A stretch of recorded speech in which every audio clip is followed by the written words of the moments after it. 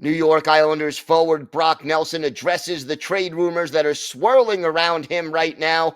But what does what he has to say mean for the future of the New York Islanders? We've got that, and we preview both of this weekend's big games coming up next on today's Locked On Islanders podcast.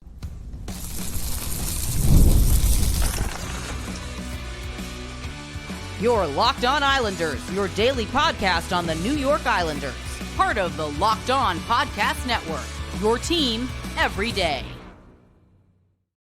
Welcome, everybody, to the Friday edition of the Locked On Islanders podcast, part of the Locked On Podcast Network, your team every day.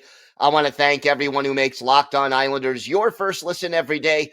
Don't forget to subscribe on YouTube or wherever you listen to podcasts so you get new episodes as soon as they drop. Today's episode is brought to you by Game Time. Download the Game Time app, create an account, and use code LOCKEDONNHL for $20 off your first purchase. I'm Gil Martin. I've been covering the New York Islanders for almost 2 decades now, and I wrote the book Ice Wars on the history of the Islanders' rivalry with the New York Rangers.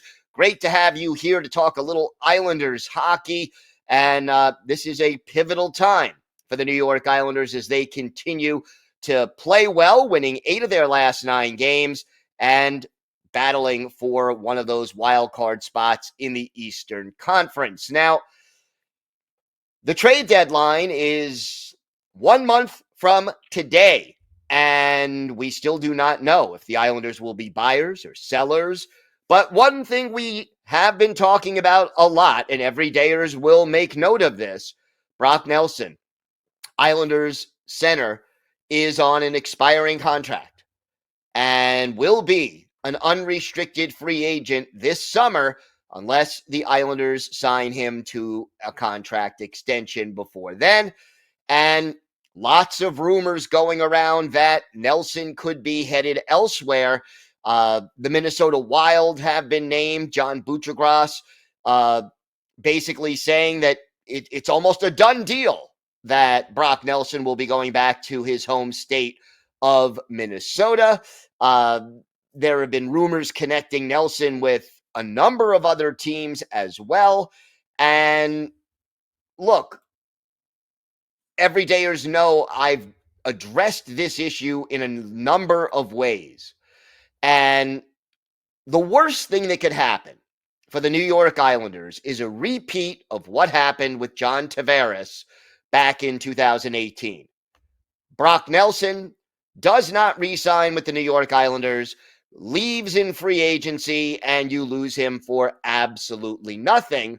When if you would have traded him at the trade deadline, you could probably get a first-round pick and either a player or a prospect or some combination of those things to help the retool of this team. You may even be able to replace him with a guy who could play right now at the NHL level, but is younger and maybe even less expensive than Brock Nelson. The next worst thing that could happen is that you sign Brock Nelson to a long-term contract extension. Brock Nelson is 33 years old. He will be 34 when the new season gets underway in October. You know, he's born on October 15th. So we don't know the starting date for next season, but let's say within a week to 10 days of the start of the 2025-2026 season, Brock Nelson turns 34. To sign him to a contract longer than 2 years, 3 maximum, really doesn't make sense for the New York Islanders because you're going to see, a $7 million a year deal for diminishing returns as the contract ages, as Brock Nelson slows down and, is no longer as productive as he was. So what does Brock Nelson have to say about all of this? And, it's interesting, but he spoke to the Hockey News after practice on Thursday. And, Stefan Rossner of the Hockey News asked him directly about the Buccigross quote that, everyone thinks Nelson is going to sign with Minnesota. It's like the worst kept secret in hockey that he'll be with the Wild next year. That's the quote. Here is what Brock Nelson said to address that.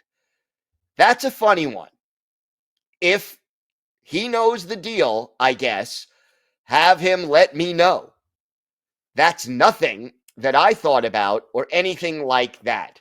And I think it's also just an easy one to say that for any Minnesota guy that they'd love to go back and play for Minnesota. That's just part of the outside noise. I'm not trying to really think about that. I'm just trying to play and worry about it here, and all that stuff will sort itself out. Let Buchagras and the other guys speculate what they think is going to happen, because they're not always right.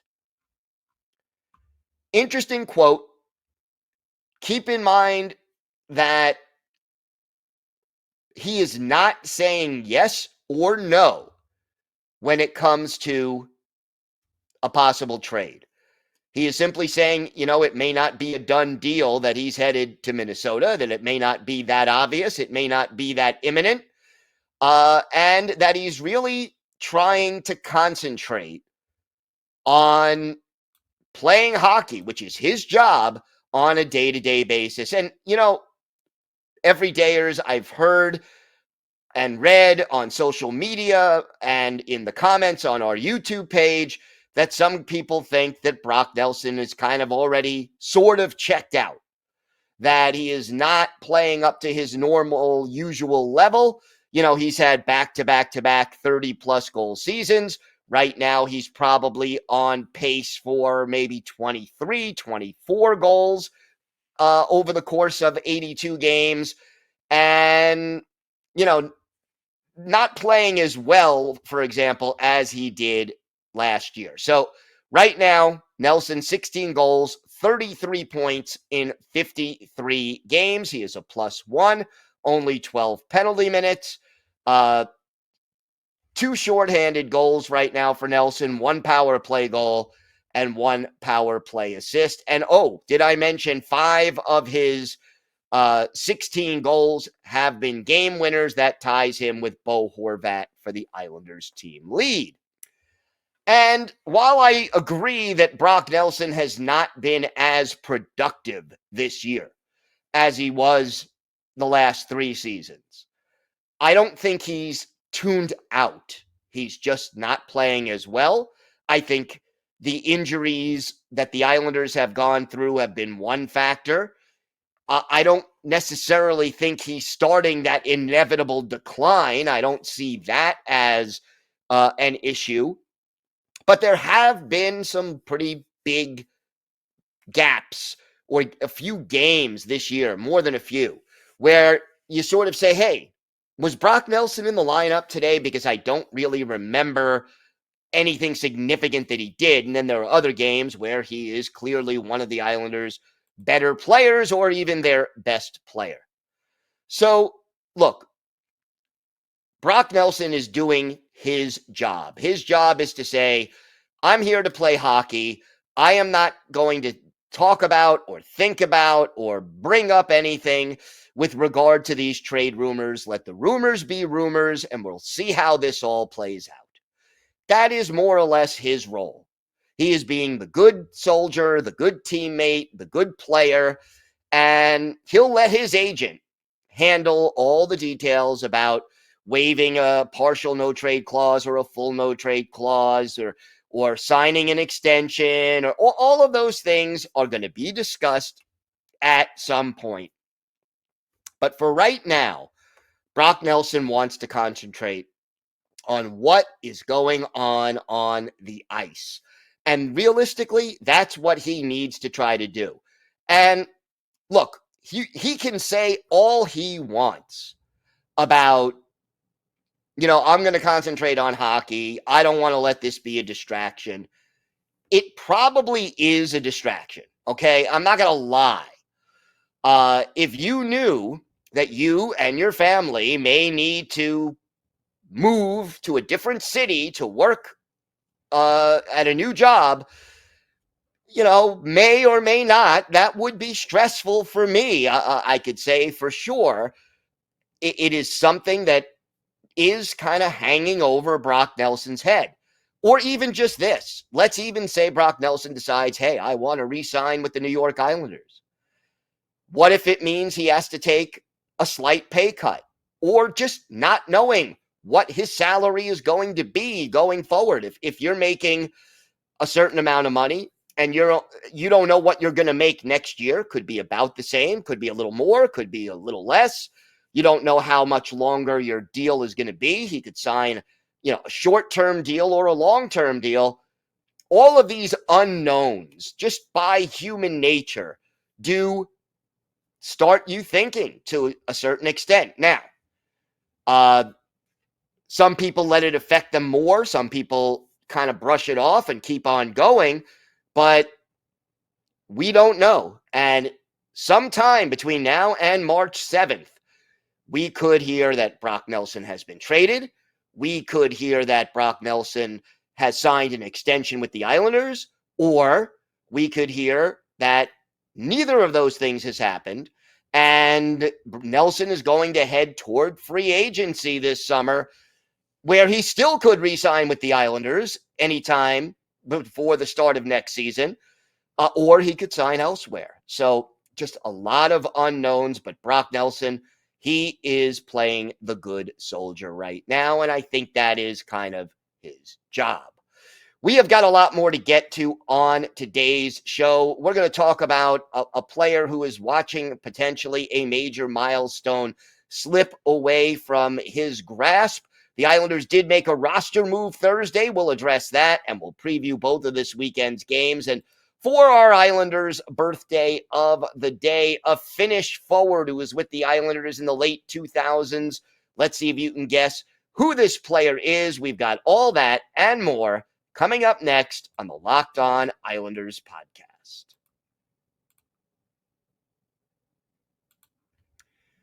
Today's episode is brought to you by Game Time. Looking for tickets to your next big event, whether it's a concert, comedy show, or a sports game, find the right ticket at the right price. That can be a headache. But with Game Time Picks, it's never been easier. Let me tell you how it works. With Game Time Picks, the app does all the work for you. It curates the best deals so you don't have to waste time searching through endless ticket listings. I've been using Game Time Picks for a while, and here's why I love it. The curated deals make it super simple to find great tickets at a great price. No more sifting through thousands of options. I recently grabbed a super deal for a prime seat, and I couldn't believe the value. It was a real steal. And the seat view is a game-changing feature. Before I even hit buy, I could see exactly what my seat will look like in the venue, and that is so reassuring. And you're covered with Game Time's lowest price guarantee. If you find a better deal somewhere else, they'll refund you 110% of the difference. Take the guesswork out of buying tickets with Game Time. Download the Game Time app, create an account, and use code LOCKEDONNHL for $20 off your first purchase. Terms apply. Again, create an account and redeem code LOCKEDONNHL for $20 off. Download Game Time today. Last-minute tickets, lowest prices, guaranteed. So, coming into this season, we did not know what was going to happen to two longtime Islanders, Cal Clutterbuck and Matt Martin. They were both without a contract, and we didn't know what would be the situation. What ends up happening? Martin is on a PTO. Training camp ends. He's still on a PTO, which meant he was practicing with the team, but not on the roster. And eventually they decide that he will sign a one-year deal around the league minimum to play this season with the hope that he could reach that 1,000 game milestone for his career. Cal Clutterbuck ends up not officially retiring, but going on to work for the Islanders in a broadcasting capacity at MSG Network. And he's done a nice job, I must say, so far this year. Matt Martin is now 30. He is 35 years old. He will turn 36 in May. Here is a man who has now played 979 NHL regular season games, with 847 of them coming with the New York Islanders. This year, he has played in 24 games. He has 1 assist, 10 penalty minutes. He is a -2. The hope was that Matt Martin would be able to get to 1,000 games for his career. Well, right now, he needs to play in 21 more games to reach that milestone. And the New York Islanders have 29 games remaining. It is looking less and less likely that Matt Martin is going to play in 21 of the Islanders' 29 remaining games. Matt Martin, by the way, has not suited up since January 16th, when the Islanders lost to the Flyers 5-3, and he only played 3 minutes and 48 seconds of ice time in that game. Realistically, if Matt Martin is going to reach that 1,000-game milestone, it may not happen this year. He may have to come back and try to make either the Islanders or another team next season to reach that goal. Or maybe the Islanders trade him at the deadline in order to try to, find him another team that would allow him to reach that milestone. I don't know even if Matt Martin would want to do it that way. But look, sentimentally, we all want to see Matt Martin make that milestone. It's an accomplishment for any hockey player. For a fourth line forward, it is probably even rarer. It is a bigger accomplishment because, fourth line guys tend to be, I'm not going to say interchangeable, but they don't tend to, if you're only a fourth line guy for your whole career, most of the time your career isn't 15 seasons, okay? And right now, this is the 16th year that Matt Martin has been in the NHL. I would love to see him get it, but at the same time, he's got to earn it. And I can't tell you right now that on many nights, having Matt Martin in the lineup as opposed to Mark Gatcomb makes a lot of sense. I don't think it does. So I have mixed feelings about it, but as long as the Islanders remain in the playoff hunt, I think Matt Martin is going to have to earn his ice time. And right now, they've been going with fourth line of McLean, Gatcomb, and it's been mostly Pierre Engvall playing in that spot. I think there are games, including some of the recent games, where I would prefer Matt Martin in the lineup over Pierre Engvall. Because if you're facing a bigger, more physical team, whether that's the Capitals or the Jets are a pretty big team, maybe you want to go with a guy like Martin so you can defend your players, have them stand up for each other, and just be a little more physical out there. Now, Gatcomb is being the guy who's laying the hits. He's getting 4, 5, 6 hits a game in 8 minutes, 9 minutes of ice time. And maybe that makes him a younger, cheaper, faster version of Matt Martin. We'll see. But it is looking with each passing game that Matt Martin will need to come back next year if he wants to reach that 1,000-game milestone, because it just doesn't look all that likely right now. And the Islanders, by the way, also made a roster move. And that roster move is this. They activated Hudson Fasching from the IR. He is now on the active roster and is expected to travel with the team for these two games in Winnipeg and Minnesota. Now, they didn't have to make a corresponding move because they had just placed Matthew Barzal on the injured reserve, so there was a roster spot available, and we'll see whether or not Hudson Fasching actually gets into the lineup, and if he does he replace Pierre Engvall? Does he replace Mark Gatcomb? Does he replace Kyle McLean? Or is he a black ace going in to these games? I will say this, Hudson Fasching's presence probably makes it even less likely that Matt Martin will be in the lineup Friday. Maybe Fasching plays one of these two games. Maybe Martin plays one of those two games. We'll see how Patrick Waugh decides to do things, but it'll be interesting to see how it all plays out. And one other note, by the way, it looks like, and I don't think this is a surprise to too many people, but Patrick Waugh has indicated that as of now, the plan is for Ilya Sorokin to play both games this weekend, Friday and Saturday, mainly because you then have a 10-12 day break before the next game, which won't be until February 23rd. We have got a lot more to get to on today's show. We'll preview both of this weekend's game against Winnipeg and Minnesota.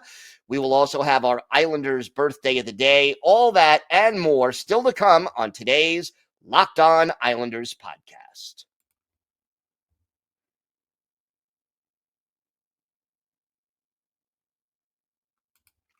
Thank you for making Locked On Islanders your first listen today. For your second listen, find Locked On Fantasy Hockey. Become a fantasy hockey expert and get the edge over your league mates with daily tips from Steal and Flip.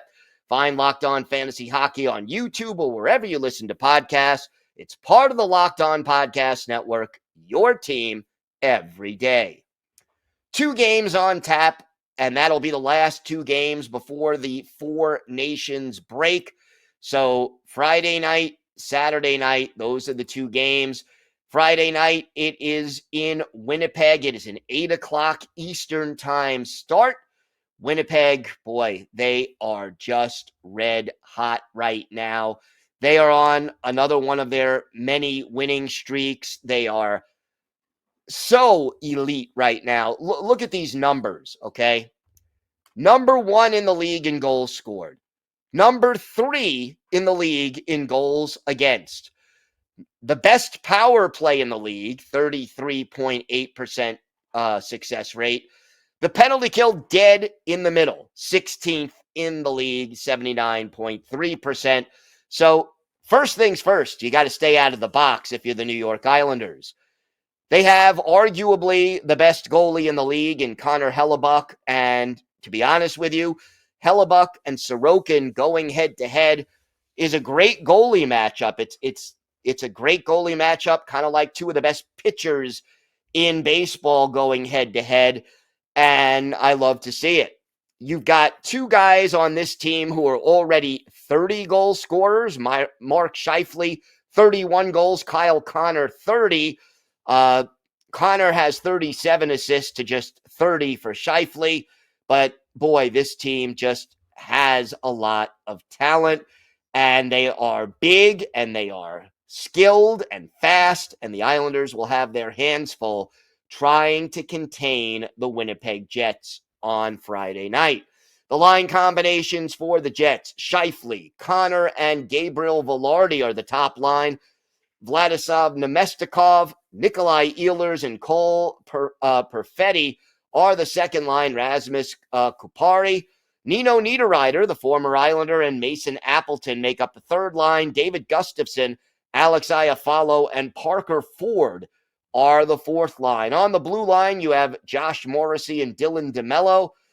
Dylan Samberg and Neil Pionk are the second pair. Logan Stanley and Colin Miller, the third pairing. And then, of course, the goalies, as I mentioned, Connor Hellebuyck and Eric Comrie.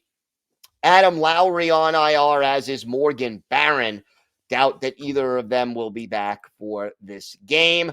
And Winnipeg coming off a 3-0 shutout win over the Carolina Hurricanes. And that was a shutout for Eric Comrie, which makes it even more likely that we end up seeing Connor Hellebuck on Friday night against Winnipeg.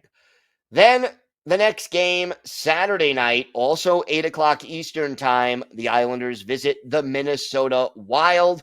The Wild, they will be more rested. The Islanders will be on a back-to-back. The Wild are playing Thursday night against the same Carolina Hurricanes.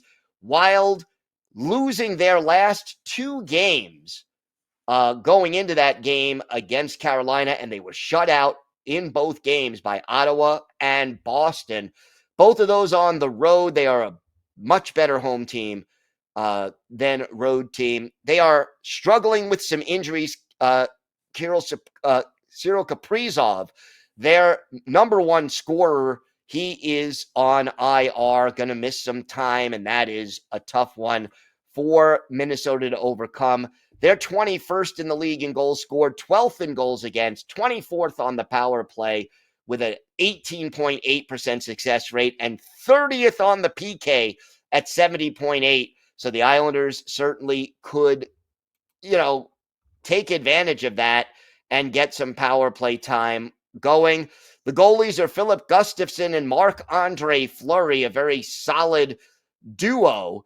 And for what it's worth, it is Gustafson playing against Carolina on Thursday night. So we don't know whether we see Gustafson or Fleury, but they do have that big day off in between games.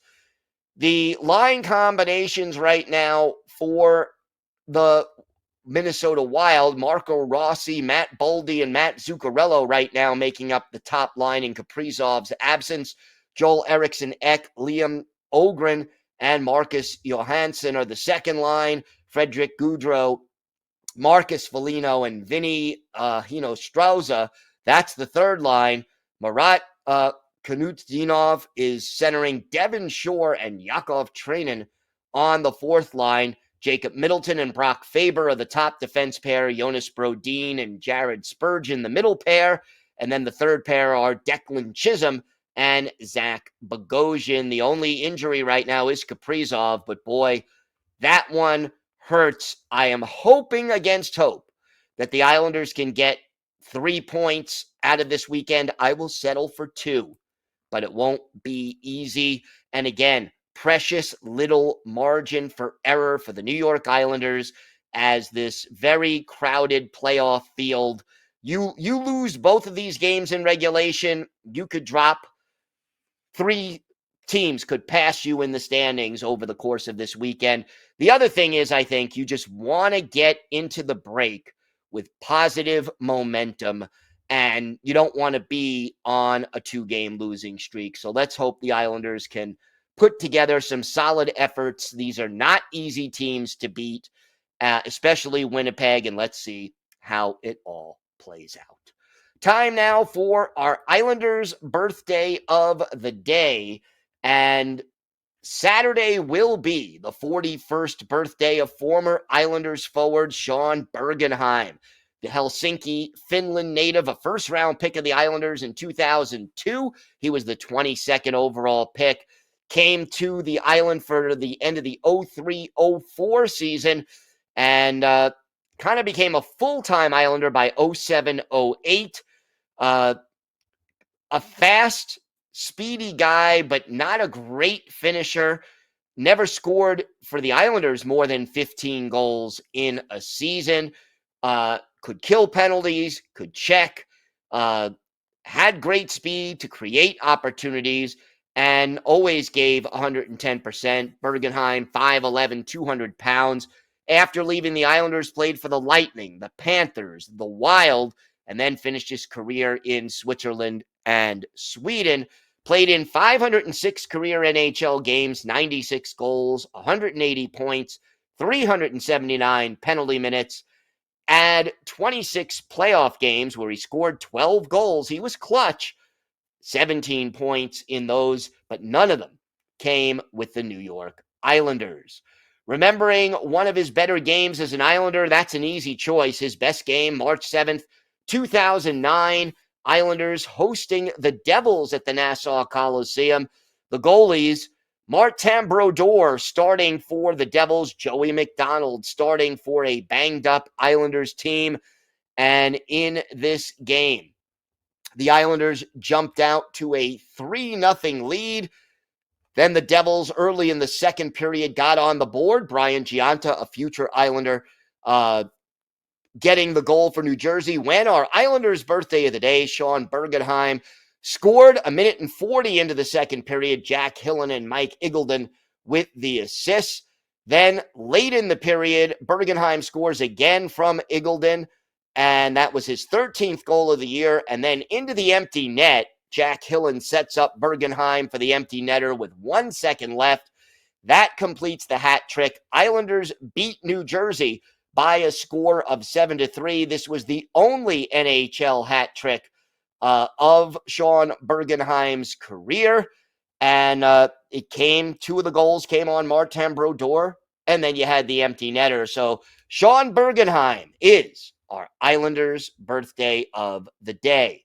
I want to thank everyone who makes Locked On Islanders your first listen every day. Everydayers, we are back on Monday with our key takeaways from both of this weekend's games, and we'll have some great guests over the next week to talk a little Islanders hockey, and we'll cover the Four Nations tournament as well and keep an eye on Brock Nelson and how he does there.